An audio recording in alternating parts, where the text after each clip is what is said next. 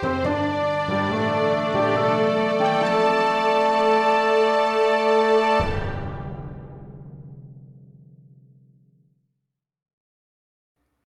I think it's question time. And Nico, do you want to kick us off? I do. We are Return Ed with Kit Power, a releaser of information, the man who has broken, I think it's closing in on 76 laws now, in revealing to the public the events of Millionaire's Day. However, that's not what we're going to talk about right now. What I do want to know is, what is the first story you wrote that meant something to you?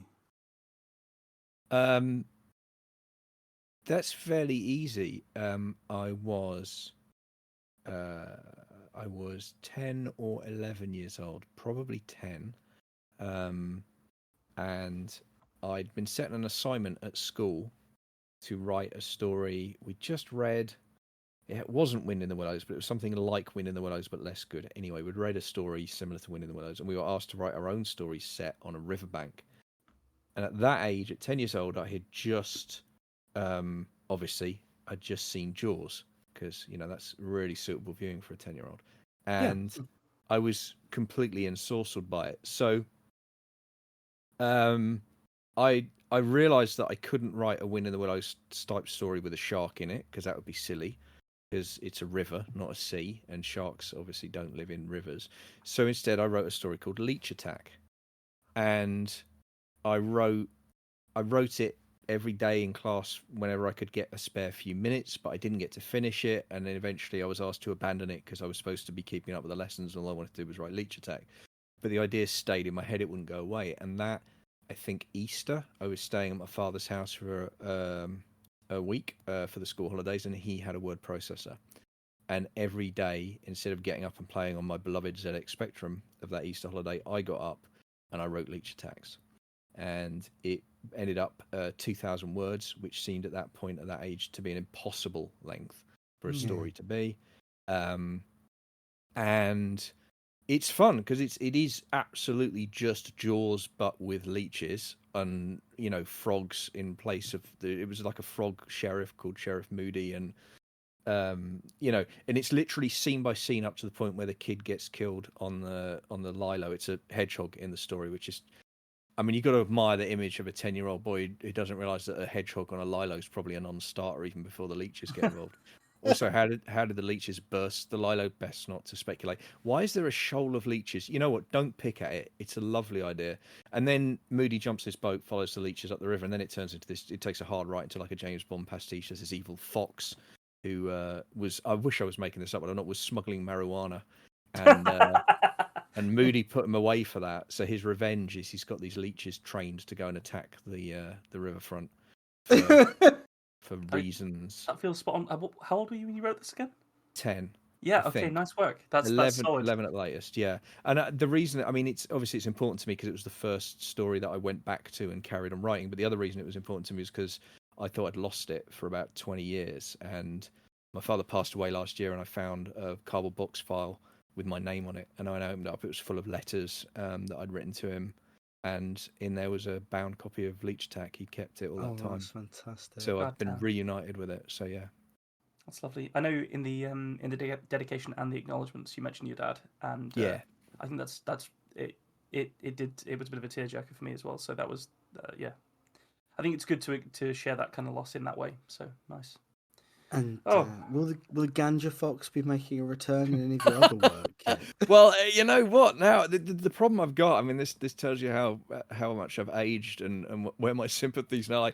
I think he might not have been the bad guy. I'm not sure. Well, I mean, I agree.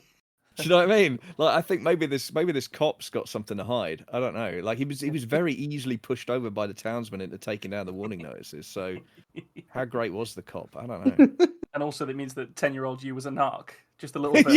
Which I'm not. I don't feel great about that. Well, I choose to be more solid. Like the propaganda got to me. I was young. Like I've learned since. It's okay. Indoctrinated. Yeah, exactly. Top notch.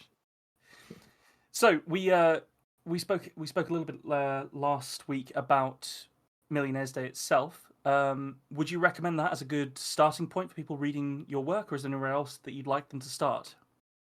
I mean, I'm always going to recommend the latest one because it's the one I'm most excited about, and I do think, I think Millionaire's Day. I think there's aspects of Millionaire's Day that's probably the most accomplished writing I've so far achieved. I'm genuinely. I know you're not supposed to say things like this, but false modesty aside, I'm proud of some of the stuff I managed to achieve with Millionaire's Day. I think it's there's a fairly complex narrative structure to it that I think works really well, and I think works in service of the story, not against it. At least I hope it does. I mean, like, I'm a fan of relentless reads, right? My favorite reading experience is when you pick up the book and then you blink and you're 200 pages in and it's midnight and you're not going to put the book down until you're finished because you need to know what happens next. And I think with the structure that I got for Millionaire's Day, I figured out a way to create that experience for readers so that you felt like always being propelled through the action. You're always kind of ending each section on a cliffhanger and wanting to see what happens next. So I'm proud of that, and I think it worked well. That said, Millionaire's Day, and this kind of only came out because of the nonsense around the release, but Millionaire's Day is also kind of the third part of a trilogy's too strong a word, but a trio of connected novellas that have thematic connections with each other. So if you did want to do the full journey, you might want to start with The Finite, which came out from Black Shock in 2016 or 17.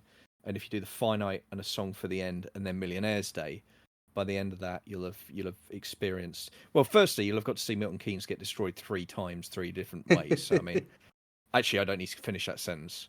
That's got to be the selling point in and of itself. So there you go. Yeah, if you want to see Milton Keynes destroyed 3 times in 3 very, very different ways in a row, start with The Finite, then A Song for the End, then Millionaire's Day. Wow! Imagine what they could do to that bus station. There's that. There's MK Dons. What else have you got? What's there? Loads of I'm going off script. Concrete cows, loads of roundabouts, indoor ski slope. Oh, I've actually been on that with real snow. Yeah, it's pretty dope actually.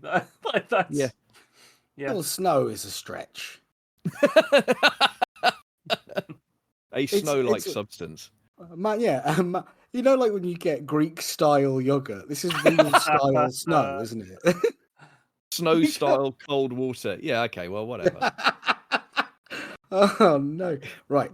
So, you know, you're a guy who understands the power of information. So say hypothetically that there were 2 sort of writer, podcaster guys, sort of personable, friendly dudes, and they were being held hostage by an evil literature wizard, a bibliomancer, for lack of a better term. And that bibliomancer was absolutely hell-bent on filling his library with the best stories imaginable. And on pain of no one in particular's death, what book would you recommend to that wizard in this hypothetical? So, sorry, give me the wizard's selection criteria again, so I know what I'm doing here. Best stories is all we get. Is all they get Best told. Stories, but okay, but no injunction as to length. So you're not necessarily talking short stories. I mean, in terms of my taste and in terms of the horror genre, I mean, it's a real basic bitch choice, but I kind of got to go with Stephen King's It. It's kind of peerless. It's kind of untouchable. It was his PhD statement on horror, and he's written a lot of amazing stuff since then, but he's never topped it, and I don't think he will. I mean, it kind of cheats. It kind of makes horror impossible for everybody else because he invented the idea of what if there's a monster that turns into what you're most scared of and then eats you. Yeah, I mean, how does anyone ever beat that? You can't have the monster after that. Yeah, I get you. Exactly. You just nailed it, right? I'd make it fuck you in between because then. Yes, we heard all about your Chinese dick trap or something. It was. But like it fucks you real good. Like it takes you out. It really makes you feel loved, and then it eats you, and then it finishes eating you. All right. Yeah, sure. I mean, maybe. I mean, the other possibility is, I guess, there's 2 of them. But I mean, basically, it's it's pretty much the kind of endpoint concept. And also, it's a fucking amazing. I mean, it's not one story. It's almost like 100 short horror stories bundled together in this incredible narrative. It's just insane. Obviously, there's some stuff in it that's not amazing. But there's some stuff that's definitely a bit wobbly. Do you think it's a book that would benefit from maybe like if he had just another editor pass over it to take out some of the extremely weird stuff that doesn't particularly add to the story, or do you think it's like it should just be maintained exactly as it is? The code that he's using there is referring to the underage sex party that happens in it. Yep. Okay. Come on now. Okay, firstly, it's not a party. Let's just roll it back a little bit. No, look, here's what I think about that. I think that when the book was written, King was uneditable because he was the biggest thing in the world, and he was writing his magnum opus, and he was very, very, very high on cocaine, and he was very, very drunk, and it was untouchable. And I don't think many other writers would have gotten to add a scene like that in. Although I will note that if you go back and read horror of that era, and especially pulp horror of the 70s and 80s, you will find some absolutely eyebrow-raising stuff in there.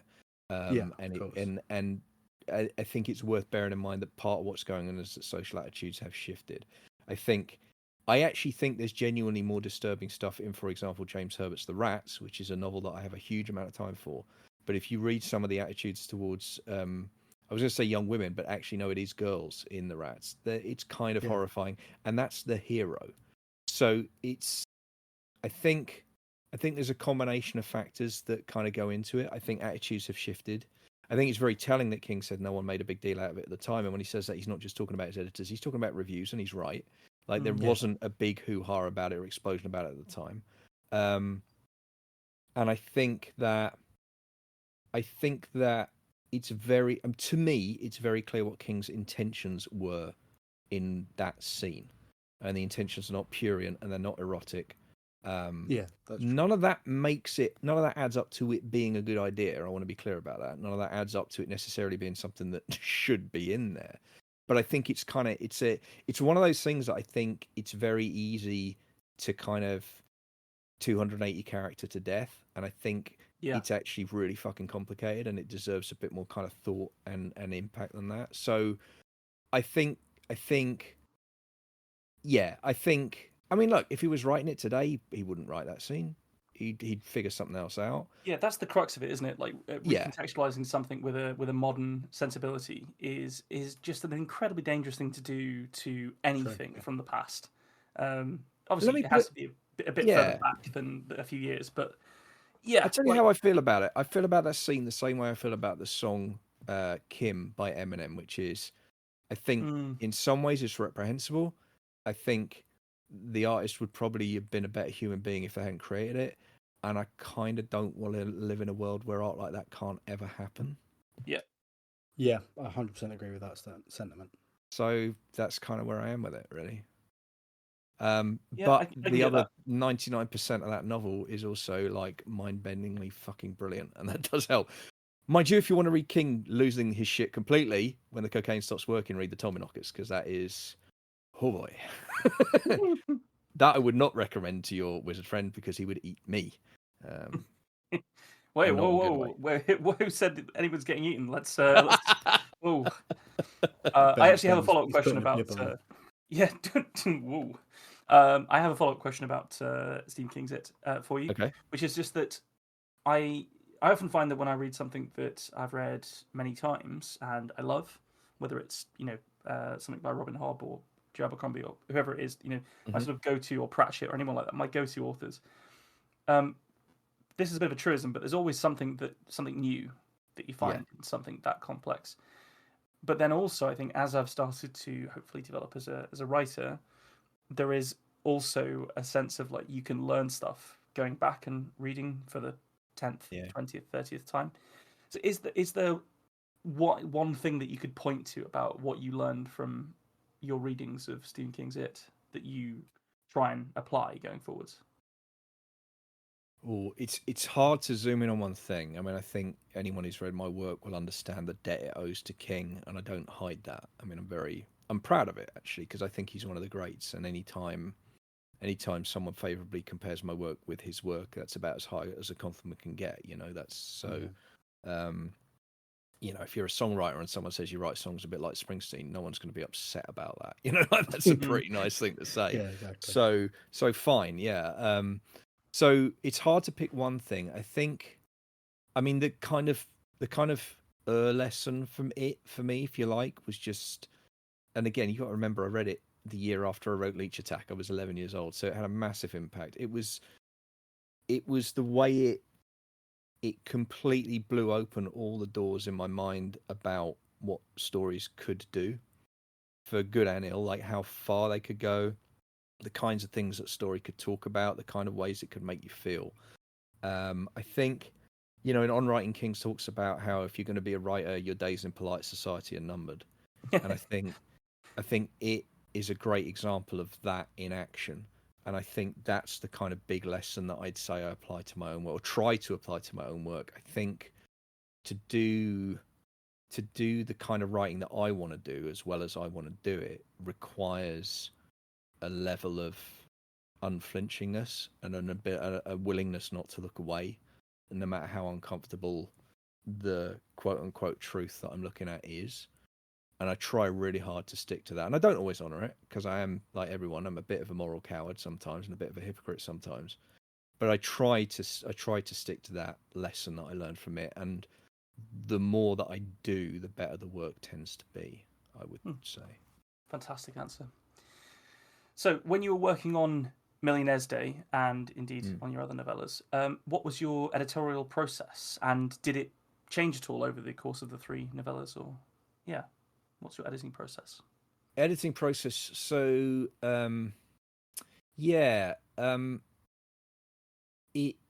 my ideal editing process, I'm a Stephen King fan, so it's On Writing. My ideal editing process is, write the first draft in as short a period as possible.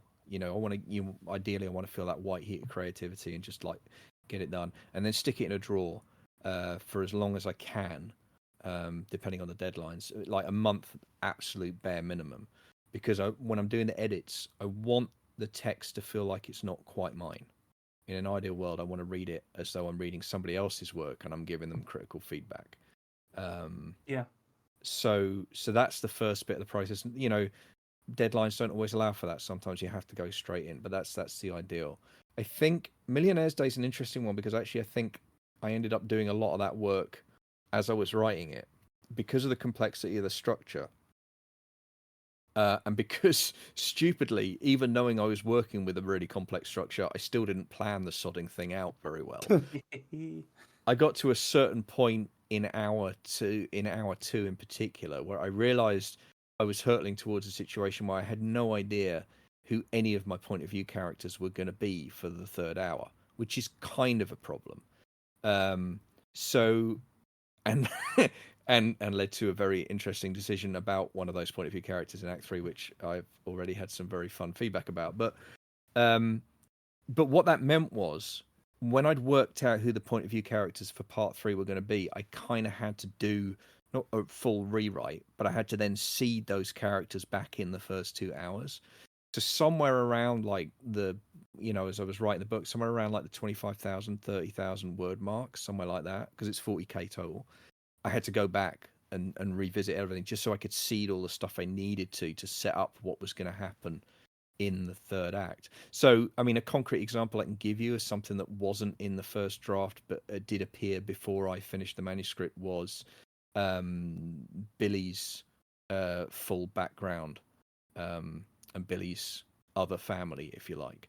None of that really was very much in, which may sound ridiculous, but it wasn't. Most of that wasn't fully seeded in the first hour, in the first draft. It wasn't until I realized how important that was going to be in the 2nd and 3rd hours that I had to go back and seed some of that stuff in. So, yeah, my normal editorial process is write a draft, stick it in a drawer, come back. With Millionaire's Day, I had to take a radically different approach. And it meant, the good news of that, although it was obviously more work at the time, is that when I finished writing Millionaire's Day, it was much closer to a 2nd draft than a first. It was in really, really good shape. And actually, I had a couple of critical readers take a look. The ball ache, excuse the phrase, with Millionaire's Day was that I had a 42,000 word manuscript and my word count was 40,000, and I had to cut 2,000 words, and I couldn't cut any, because this is the thing. Normally, that's really easy. you just find the chapter that's not pulling its weight and cut it. But again, because of the structure, not a prayer. And I thought, oh, there'll be bits that are just flabby and they'll ease it. And no, because I'd engineered the narrative the way I had. It's a nice problem to have, but it was really like, it was tight. There wasn't a lot I could cut. So it was literally, I had to do it on a sentence level. It was like every single sentence is every single word in this sentence earning its keep. And that, oh my God, that is absolutely brutal. This is a much smaller example of this, but the other week I wrote something that was too long for this podcast, and I told Nick about it, and I said, I'm going to go back and edit this. And I was editing it all day, and eventually I was happy with it, and I thought, I've been cutting, I've been slicing and paring things down, and I checked, and the word count had gone down by 1 because I'd added in like little bits and like changed little bits of language to such a degree that I had done almost nothing to the overshoot of the word limit. So I just read it out. So my apologies. I'll let him off in the end. Yeah, no, it's painful work. Yep. Nah, sod it. Just write it long. Tell him to suck it up. Write it long.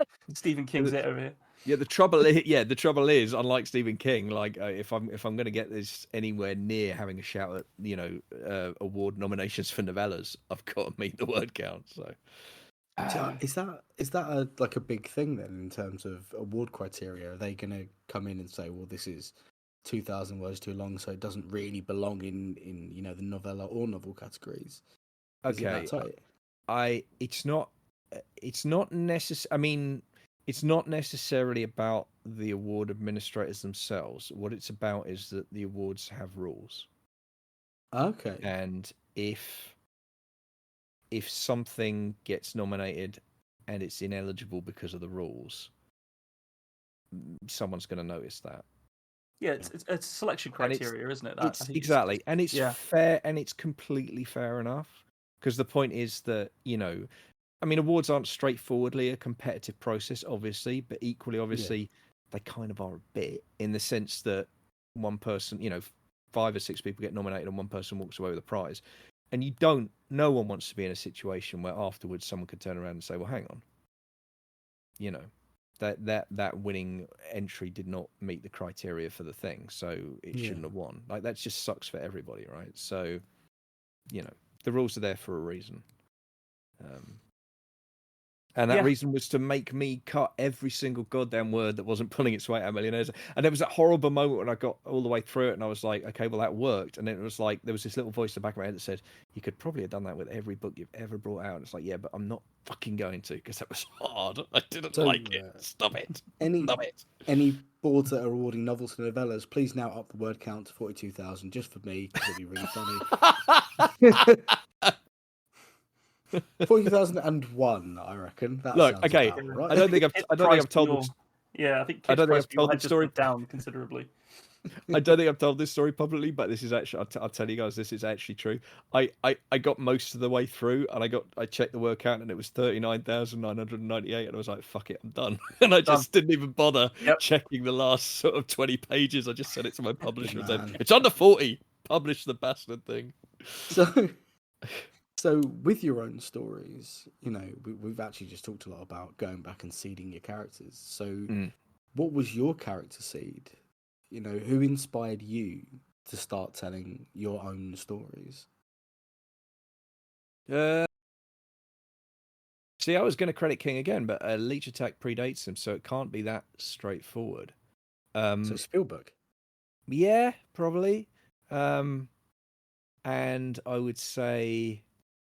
I'd say my dad, because although he was an academic and most of the work that he published was non-fiction, I knew he'd written fiction. He'd written a couple of radio plays. I found out much, much later he'd written a few stories for Penthouse as well, but that was slightly, nice. That used to be quite a common avenue, didn't it? You get your short stories published in Playboy or whatever. Not Penthouse. Sorry, Mayfair magazine. Right. Yeah, but these were adult stories. So that's interesting. thing that I discovered recently. Was that? If this is too touchy for you, then please No, do it's okay. stop us. But did you find that out after his passing or before? No, he told me about it before. Or he told me in passing that it had happened, but he hadn't. He told me he'd had a couple of stories published, but I'd naively assumed, as you know, well, not naive, but I'd assumed as you had, that it was like, oh right, because they published short fiction. After he passed, I found the magazines and found it was in fact erotic fiction, and he'd written 2 or 3 that got published under a pen name. That's and really then fucking cool.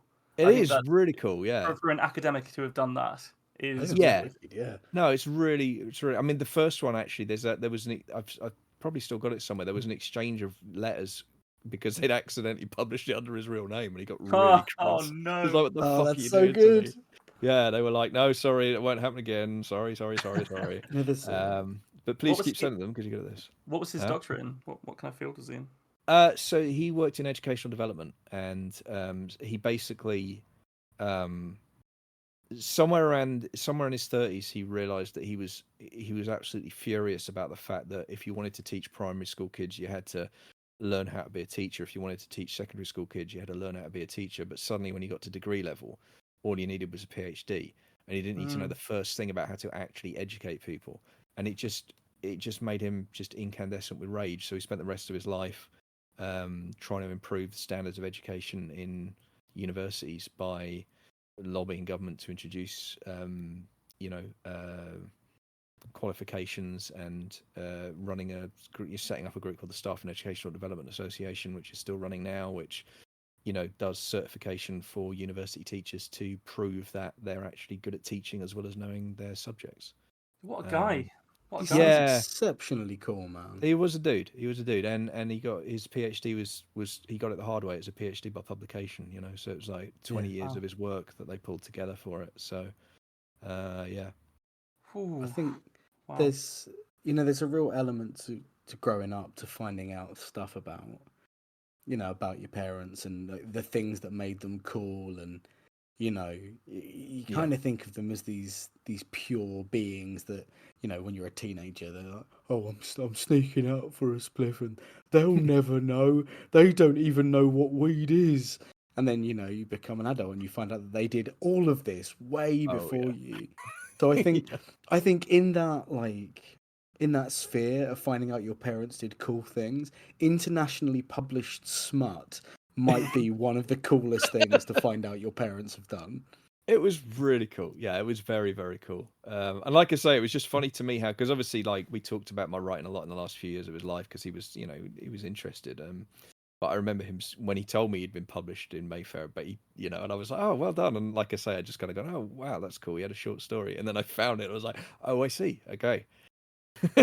That's not what I was expecting. Here's the funny one. Like, he had one, and I think this is when he stopped doing it. He had one that they didn't publish, and it was set on a space station, and it was about sex in zero gravity. And hell yeah! and I think he kind of sulked. I think he was like, "Oh well, fuck you guys then if you don't appreciate like what I'm trying to do here." Oh no! I didn't find any more after that. It got rejected. And he was like, "Oh, well, fuck you then." Can we invite you back on to read that? No. I absolutely draw the line at that. I haven't read it. I mean, I got the summary of what it was about, and I was like, okay, cool. It's in a box somewhere. I may read it at some point, but that I've got to be honest, that feels a bit weird. I can't quite explain it. I'm really like conceptually, I'm really proud of it. Yeah, I feel a bit weird about reading it. I think, especially given the subject matter, that is definitely it's a grey area, isn't it? I think for me, it's just TMI. Do you know what I mean? Like, I don't need to know the specifics of what was going on in some of Dad's heads as relates to erotica. I think that's what, I'm glad he had an erotic life and he obviously enjoyed himself, and good for him, I don't need to know the details, I don't think. Don't worry. I'll give you another little glimpse into my past to let you know that my father is what I believe you call a chronic oversharer. Okay. And when I was 15 years old, I was about to go away to a music festival for the first time. And he told me, I think, his entire sex and drug history in an afternoon in a pub. Wow. And yeah, I agree. You shouldn't read it on a podcast. Fair enough. Although to circle back to the question, are you asking about like influences of storytellers? The other one that has occurred to me, and again, I will have come across him through my father, and I name checked him earlier, but it would be Springsteen. Yeah.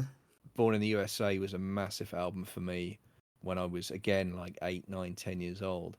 And I wrote an essay for Ginger Nuts of Horror on that one. I described Born in the USA as either one of the or the greatest greatest American short story collection of the 20th century, and I stand by that kind of summary of it. And I think that guy's ability to tell a story through songwriting is kind of unparalleled. And I think I was very lucky to have that. Actually, I'll give Mark Knopfler as well from Dire Straits a shout out because he had a few that are also similarly brilliant bits of storytelling. I'm thinking particularly of like Romeo and Juliet and Tunnel of Love, and I think they sunk their hooks pretty deep in terms of, again, it's about understanding narrative form. You know what I mean? Understanding like the absolute elemental power that storytelling can have. And I think I probably, although I wasn't thinking of either of them, obviously when I wrote Leech Attack, I was thinking about Spielberg and Jaws. I think, and then James Bond. I'm sure that they were in the mulch somewhere as part of the drivers, and there's certainly.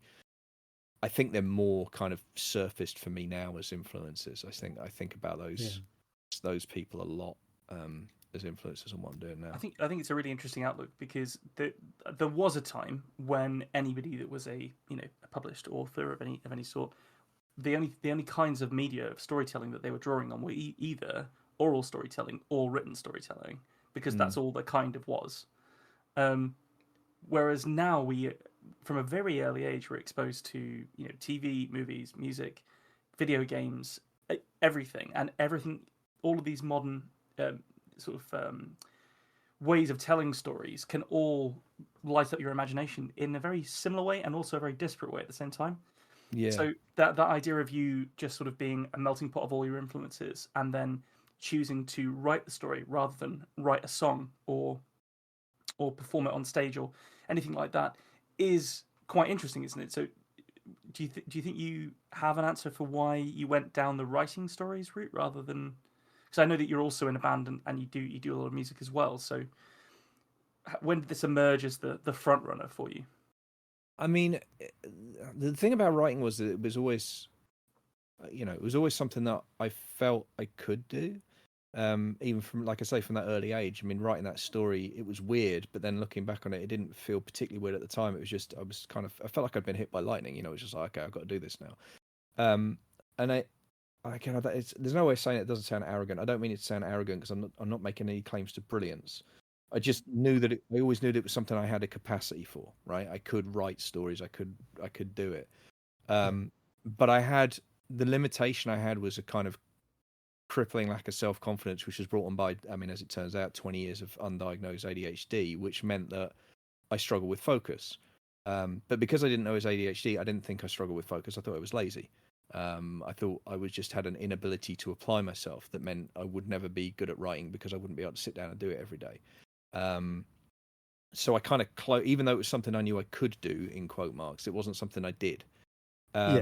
And it wasn't until, the origin story for me with the writing is I was doing an Open University course and I had to do like 8 to 10 hours a week, study, just, in addition to the day job in order to get that done. And when I finished it, I was like, okay, I've got 8 to 10 hours a week I didn't have before. I don't have to go back to watching mediocre television if I don't want to. I don't want to do any more fucking degree work either. So what do I want to do instead? And that was when, and I'd again, the serendipity of it, I'd recently been given a copy of Stephen King's On Writing and read it for the first time. And it just, those two things just collided. And it was like, you've always wanted to write, so why not fucking write? And I did. And it sounds trite, but pretty much that was it. I sat down that day, started writing, and I pretty much haven't stopped. I'm still using that 8 to 10 hours that I found for OU study is still my writing time now. Glorious, man.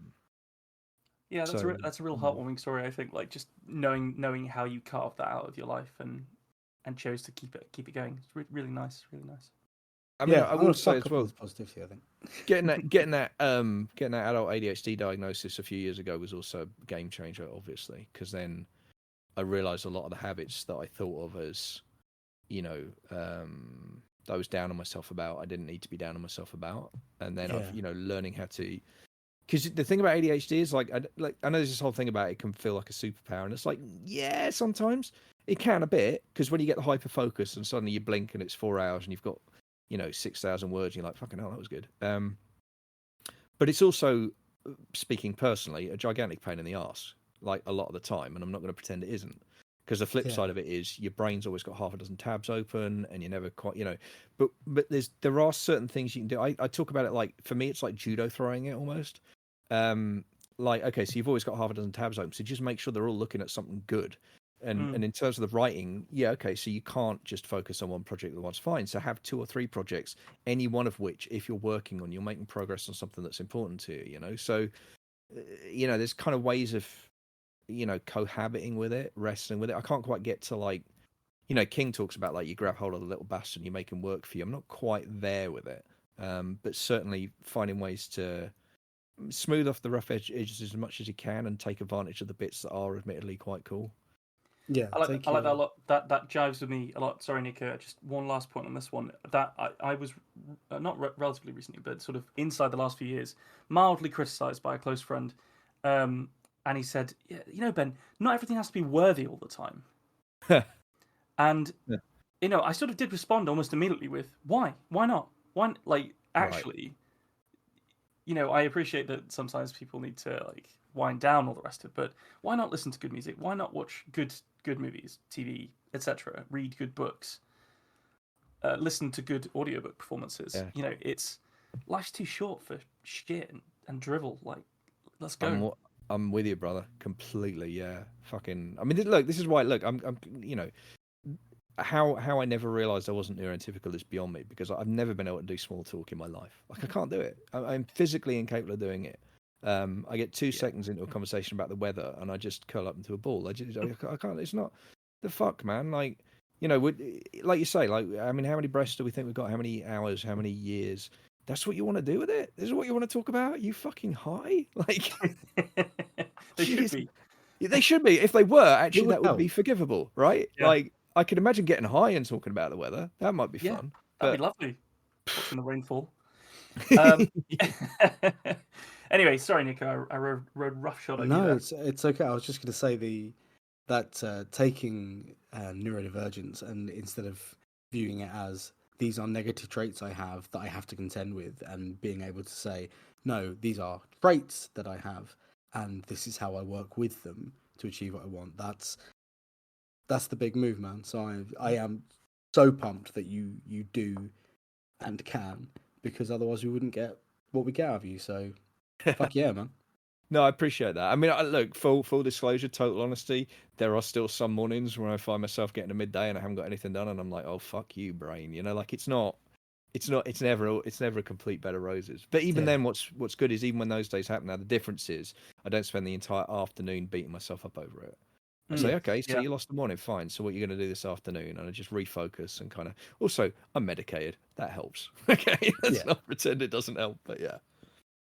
So I'm going to ask you a question now, and it's one of those ones that can get quite spicy and heated. So, in light of the advancement and ease of use of AI in content creation, do you feel hopeful or fearful of our future robot overlords?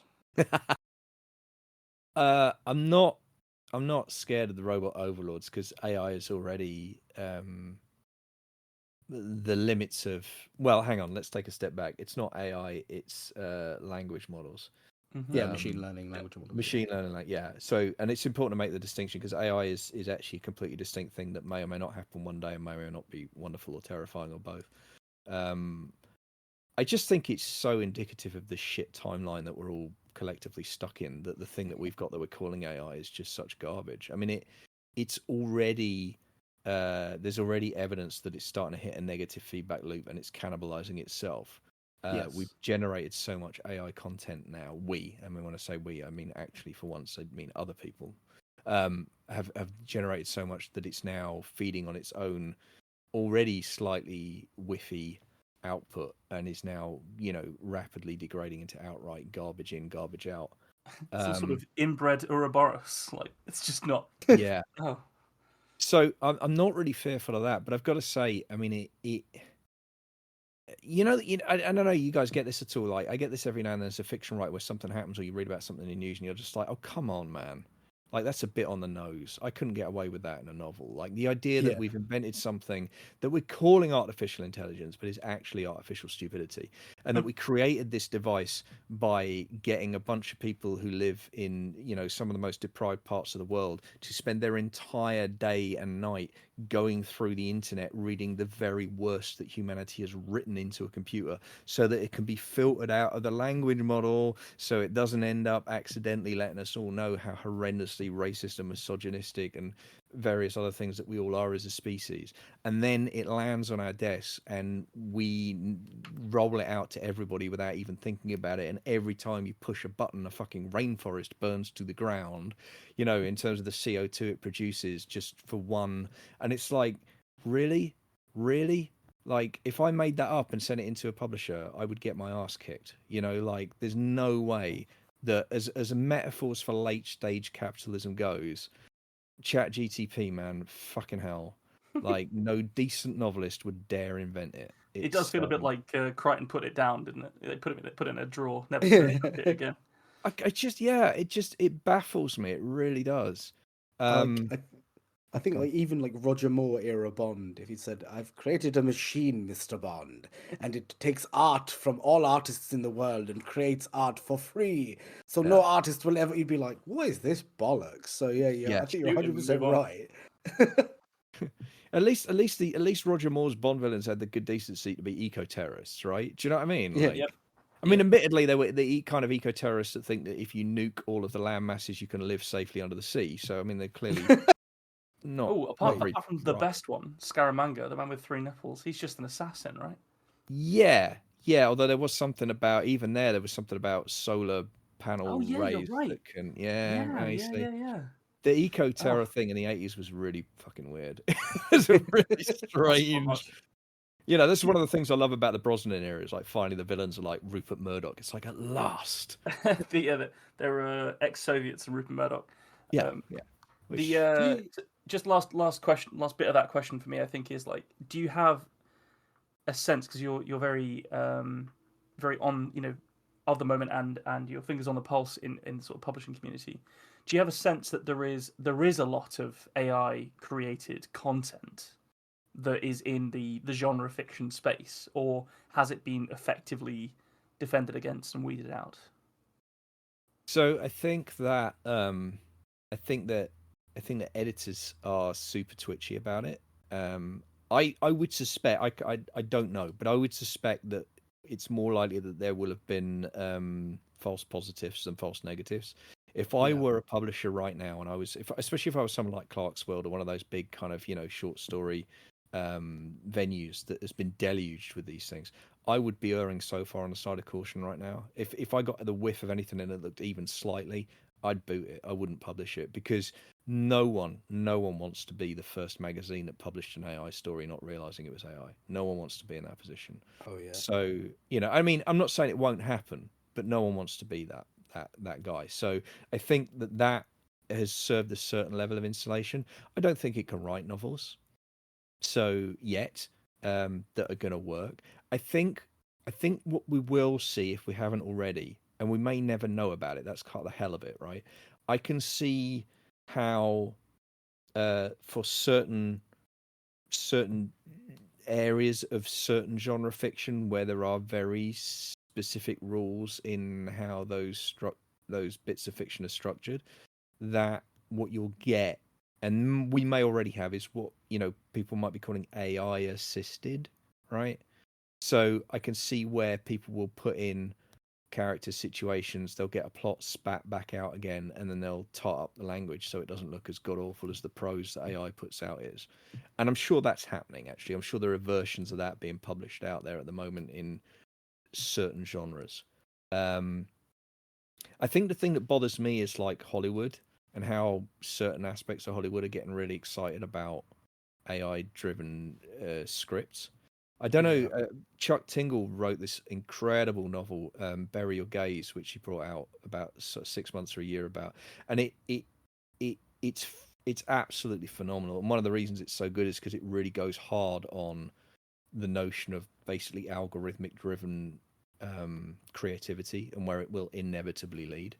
And I think, yeah, I just feel like, I mean, I'm the thing genuinely that I have the most hope about is the fact that it's already gotten to a garbage in, garbage out situation where it's eating its own tail. That really makes me feel like it's maybe had a shelf life, and maybe the moment of maximum threat in terms of fiction writing. This may come back to haunt me as a very naive statement, but I think it may already be past, at least for the moment, unless they can somehow start training the models to ignore its own output. But I don't see how you do that, because this is the problem you've got.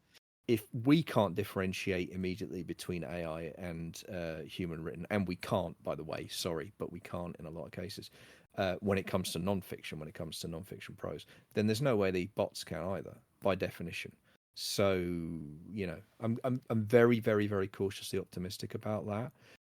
Also, the fact that I mean, there have been a few people who've gone out and said, yeah, we're going to do an AI anthology, man, previously AI, and they've just crashed and burned. Like, the community as one has just turned around and gone, like, it's like the reverse version of that scene in Spider-Man where his mask falls off and they're all like, we never saw your face. They all stand and point and just say, we see you. Fuck off. And that, again, there's a little bit of silver lining hope for you. The creative community standing in solidarity with itself. And, you know, up to, you know, writers refusing AI cover art, all of that kind of stuff, because you come for one of us, you come for all of us, right? Absolutely. So, and I think that really, and music as well, because you're not telling me it's not coming or there already in music as well. Oh yeah, it's that disease is rife in music at the moment.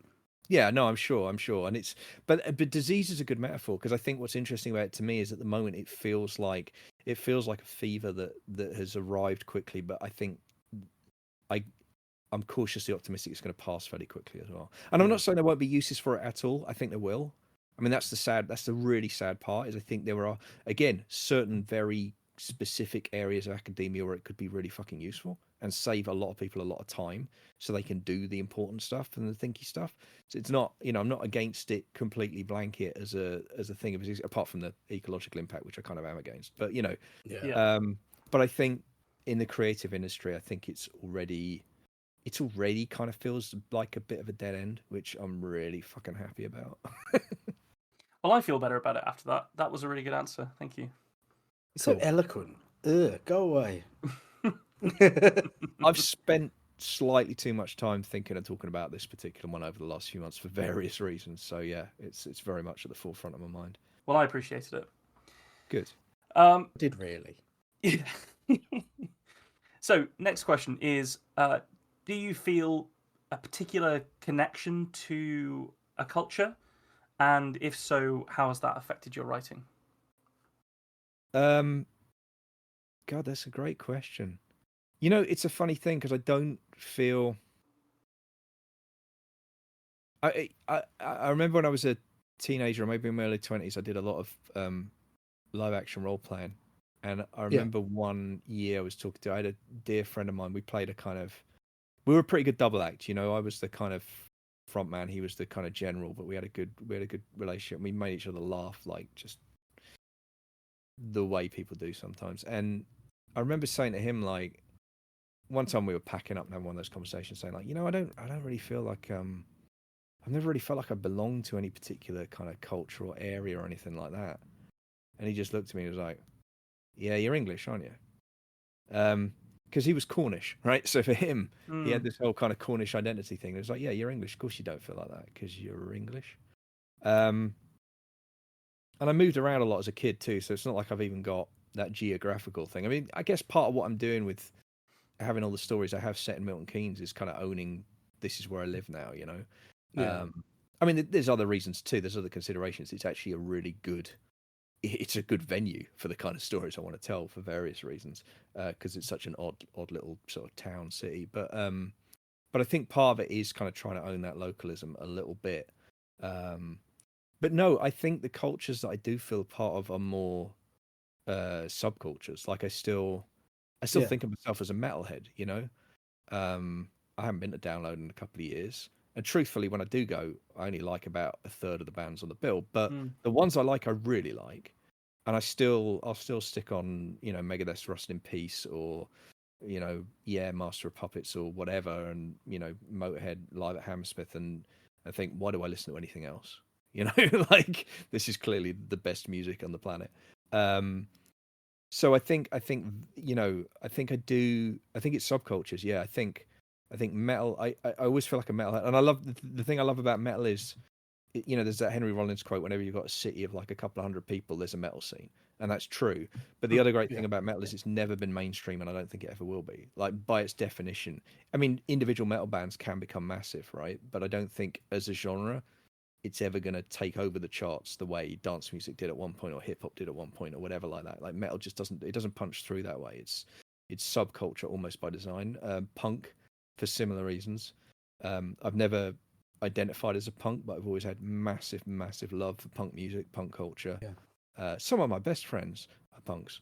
And I love covering punk songs. I mean, the new band I'm in, we're doing, we're opening our set with Roots Radicals by Rancid. So, I love punk, and I love the punk sensibility. And I think for me, because I did a podcast recently on Never Mind the Bollocks, and it reminded me about all this stuff again. So sorry, you're getting a bit of verbal diarrhea here, but it's at the top of my mind. Like, punk's the one for me, I think, because it's that combination of anger and defiance, and anyone can do it, and DIY, and also a bit like kind of just get on with it, like roll your fucking sleeves up. Don't mope around feeling sorry for yourself. Just fucking get on with what you want to be doing. But also the other bit about punk that I think always gets overlooked when normies engage with it is it's also really funny. Like, punk's got an incredible sense of humor. Which, as much as I love metal can sometimes be a little po-faced. Sometimes a little bit. Whereas punk just has that kind of, there's that wryness to it. And knowingness to it that I think adds a certain something. And I think that's the kind of punk culture, ideology, mentality, whatever you want to call it. I think that's something I do carry with me a lot, and I think comes out in the work that I do as well. And it feeds in with what I was talking about earlier, like the feeling, I love pedal to the metal narratives, and I love writing those, I love reading them. I want my readers to come out. If you come out of a book I've read and you're thinking, that's fine. But if you don't come out feeling, then I've completely fucked up. Like, that's the number one job as far as I'm concerned. And that's punk, I guess. I think it's really cool that in feeling that you have a sort of, not a cultural void, but nowhere that you're like, this is my hometown and I'm proud of it, that counterculture slides in to fill that space. Yeah. Because I think there's something about, and especially it is the the kids who had decks of trading card games in their back pockets, and a Walkman with a Nickelback CD in it, and big oversized hoodies with band logos on them. That still is happening. Those kids still somehow exist, and they existed before we were doing it. And I think that thread of outsider. That I think one of the best things that happens as you grow up is when you get to leave your school and the 3 or 4 outsiders who've clung together, you realise that every school's got those 3 or 4 outsiders, and actually in the big real world, there's loads of you, and you get to build your own little community. So that quite literally happened to me at sixth form college when I moved from secondary school. Yeah, me too. And there was an area that was widely derided as sort of like a dark place, don't go there sort of thing, and it was full of all the people that I knew. I was like, and the nickname for this place was Mordor, and so we actually really didn't. We enjoyed it. Was supposed to be an insult. Like, we're orcs. Fuck it, let's go. But Nicky, you're dead on outsiders, but also, I mean, what you made, the phrase that popped into my head when you were talking there, found family.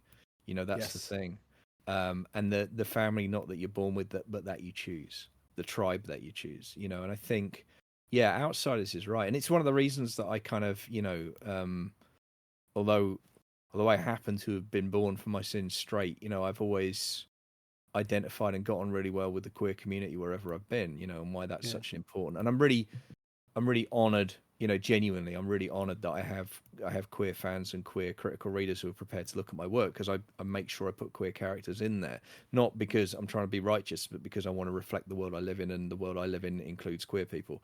many of whom I am, blessed to have in my life, who I love and who I cherish, and I feel, honored to have them, have to be part of their lives, and like, yeah, it's important. Like, when I have those conversations with George Daniel Lee, for example, and we're doing What the Hell Is Wrong With Us or whatever, and we're talking about that outsider thing. Obviously, it's a bit different when your outsider status is because you've got long hair and you live in North Devon and people beat up boys with long hair. It's not the same as being gay. I appreciate that. But there's enough commonality of experience in terms of just the othering. And then just choosing, you hit that inflection point where it's like, so am I gonna knuckle under to what the trends are telling me, or what the society is telling me, or what the teachers are telling me I should be? Or am I just going to say fuck you and find my own people and be who I want to be? Yeah, absolutely. And I don't think it's. Yeah. Oh, please go on. No. Done. So I don't think it's by any mistake that the LARP communities that I am in these days, and the rock scene that I'm in, is so full of queer and trans and non-binary and wonderful people who are completely happy to express themselves as themselves. Yeah. Because every single one of us is like, yeah, I got punched in the head once and called Kurt Cobain because I had a plaid shirt on. And it means that there is a sort of a natural air of acceptance. And even if you don't get it at first, I do think that alternative communities are especially over time, we're all kind of linking together. That's one of the few things I think that the global connectivity has done for us. Is allowed this near homogenization of we're the freaks, whatever, but at least we've got each other. Yeah, and I mean, not to put too much of a downer on it, because that was a lovely sentiment, but and good, because we're going to fucking need it. Yes. We're going to need those networks of mutual peer support over the next over the decades to come. We're going to need them even if, things massively turn around globally and politically in the next 5 years in the way that we need them to. Even if that happens and we avert the worst, we're still going to need those support structures. We're still going to need those communities of mutual solidarity and understanding. And I agree with you. And it is something that gives me hope, and not a lot does at the moment, but it is one of the things that does, is that we keep finding each other, right? And I think the thing about it is like there is a thing where, like, when you experience marginalization on whatever level for however brief a time, I think you've got a choice of reactions to it, right? You can either do everything in your power to never be put in a position ever again where you're made to feel that way, either by over conforming or finding someone else to pick on so you feel better or whatever, right? Or you could say, no one should have to feel like this. And if that's where you fall, then you're gonna make a lot of, in the best possible meaning of the words, you're gonna meet a lot of very weird freak friends who are gonna be wonderful influences on your life. I mean, you said it was going to be a downer, but that was good. I liked that. Yeah. Those are all very lovely sentiments. Thank you, guys. I think we might have the answer to this next one, and it's revolution. But what's your next project, Kit? So, well, except I've got ADHD, so it's one of my next 3 projects. So, yeah, well, okay. I'll do the quickest version I can of this story, but it's funny. So I told you about the 42,000 words thing, right? Yes. So I had 42,000 words of Millionaire's Day, and I had 3 weeks before it was due to be handed in. And rather than edit out those 2,000 words, what I did was write a new novella in 3 weeks. And I sent it to the publisher and said, I promised you a novella. This isn't the one I promised you, but at least I finished the novella on time. And then if you still want Millionaire's Day, it's going to take longer because I've got to cut the words and I didn't want to. So that's literally what I did. That novella's still floating around. I haven't done anything with it yet, except if you're a backer of Patreon, then you can get to read the first draft. So that's sitting there. I've since had the idea that, and it's funny enough, this ties in what we talk about with the story. I really like first person. I like writing first person, present tense narratives in particular. And I really like first person, present tense ticking clock. And this novella that I wrote in 3 weeks was that. And I sent it to a writer friend of mine whose opinion I respect and whose abilities I respect. He said, "Have you any idea how hard it is to write this stuff?" And it was really difficult because I thought, well, not for me. I mean, I find other things very difficult, but that particular style, for whatever reason, it hits all my buttons. And here's a little, this is one of the downers of ADHD, right? Part of me undervalues that because, well, if it's relatively speaking easy, then it can't be that good because it only has value if it's hard, right? And I'm really trying to. That's a rough outlook, that, isn't it? Yeah, I'm really trying to beat that because it's one that keeps coming back. I mean, it's very deeply rooted, and I've dismantled a few other negative traits, but that one still lingers a little bit, unfortunately. And look, it's difficult because there's a kernel of truth in it, right? Which is you should always push yourself. You should always push yourself to try something that's out your comfort zone or try something. But I think what I'm kind of getting to is this philosophy of like, yes, push yourself, but it's okay to push yourself and then come back to your comfort zone and then push yourself again and then come back. Like you do both actually. So I've got this idea, absolutely insane idea that I could write another 3 of these novellas and I could write each of them in the space of a month.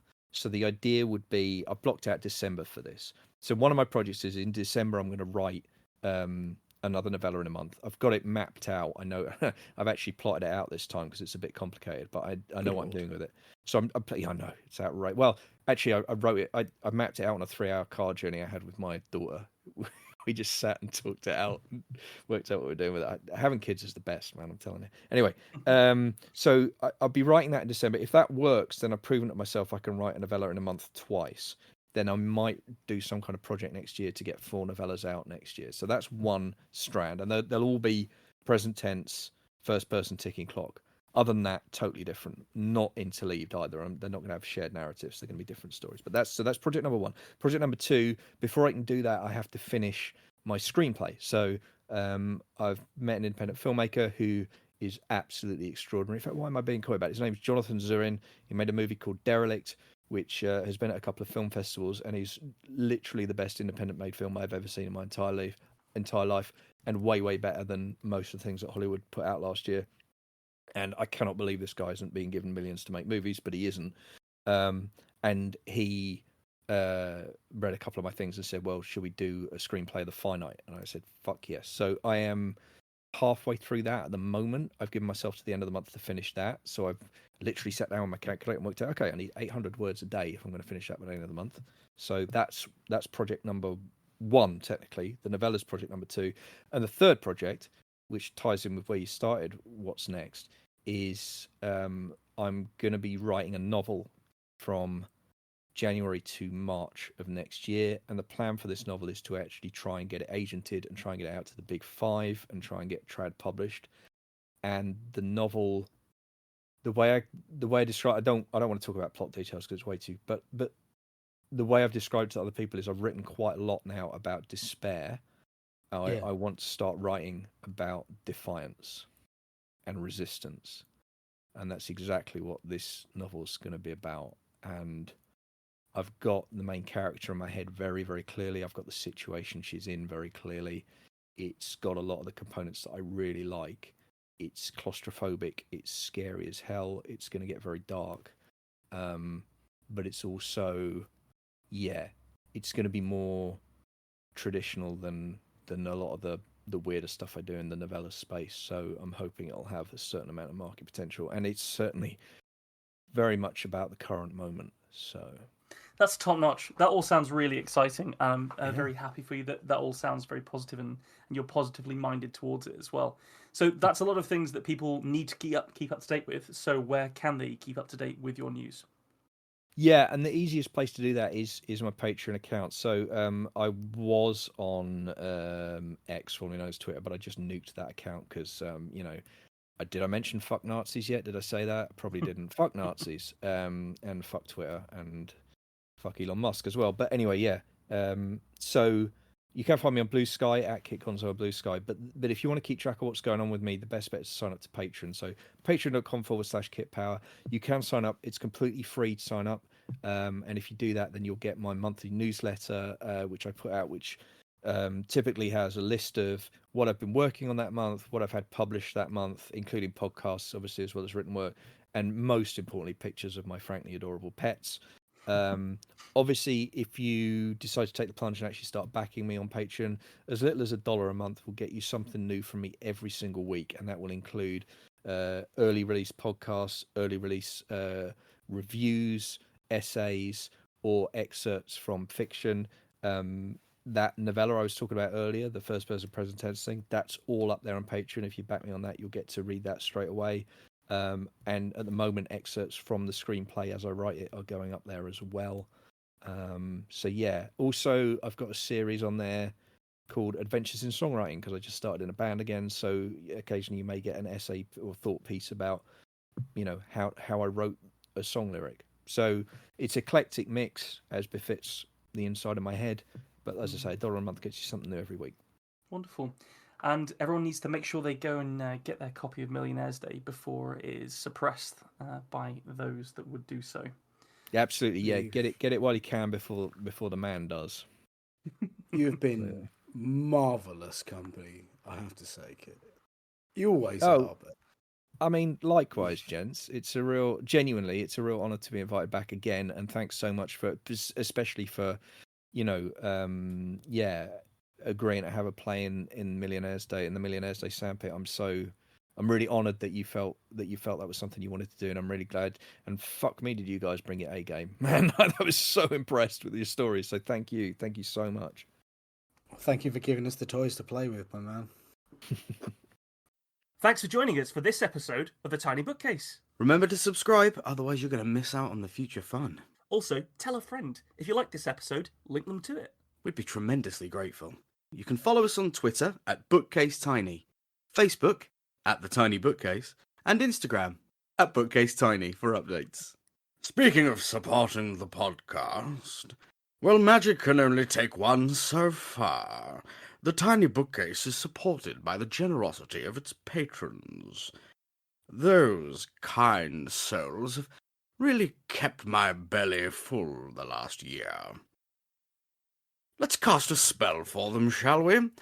For rich ginger tones on their scalp, let us cast the Orangi Hedondo spell for Scott Byrne. And for general fabulousness, why not the Ooh La La, How's Your Mother spell on Matthew McLaren?